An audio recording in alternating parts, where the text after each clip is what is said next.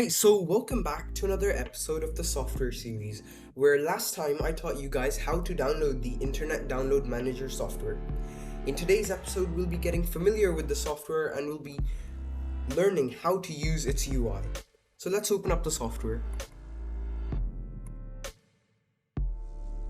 Now in the last episode, we saw that whenever you download this software, it also enables the integration module in your browser.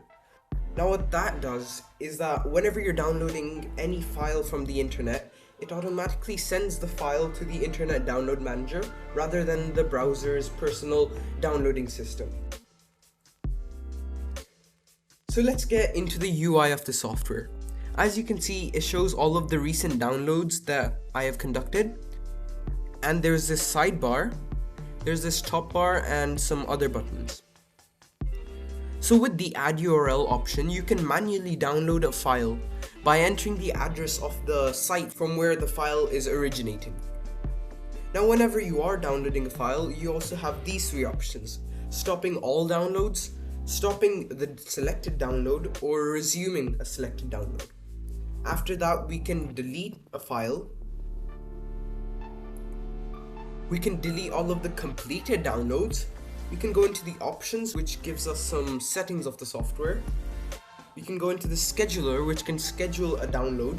We can start a queue, stop a queue, and then there's the grabber.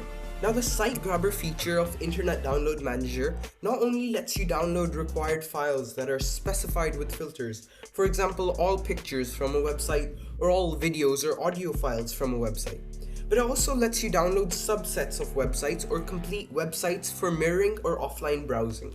So this is a great tool integrated in Internet Download Manager. Now here at the bottom, we can see all of the recent downloads that have been executed.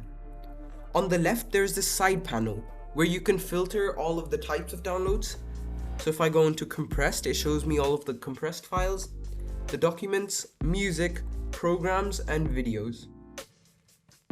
Now, generally, Internet Download Manager also creates these folders in the computer's download file, so all of these will be available through the File Explorer as well.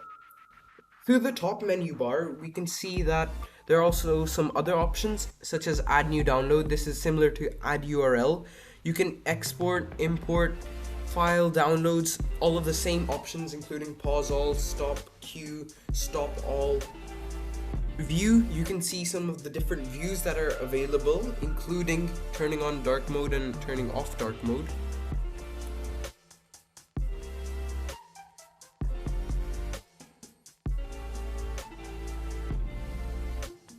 So that's it for the UI of Internet Download Manager. Honestly, it's really simple and easy to learn. It's very intuitive and interactive with the user. So, I'll see you guys in another episode. But for now, goodbye.